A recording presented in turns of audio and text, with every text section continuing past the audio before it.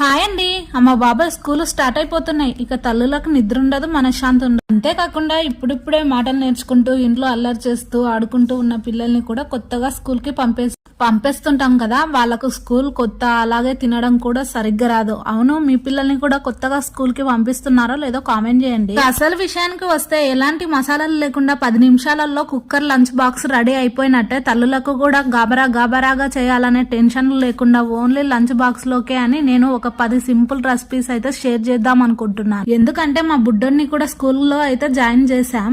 అలాగే మీరు కూడా సఫర్ కాకుండా హెల్దీగా చేసి పెడితే ఇష్టంగా తింటారో లేదా అనే టెన్షన్ కూడా అవసరం లేదు. ఇలా చేసి పెట్టండి, తప్పకుండా తింటారు. కరివేపాకు రైస్ నుంచి కొత్తిమీర రైస్ వరకు అన్ని షేర్ చేద్దాం అనుకుంటున్నాను. దీనికి మీరేమంటారో కామెంట్ చేయండి. అంతేకాకుండా ఇంకా మీకేమైనా రెసిపీస్ కావాలంటే కామెంట్ సెక్షన్ లో అడగండి, తప్పకుండా షేర్ చేస్తాను. ఈ రోజు అయితే కరివేపాకు రెసిపీ అయితే షేర్ చేశాను. దీని గురించి మీరేమంటారో కామెంట్ చేయండి. ఉంటాను.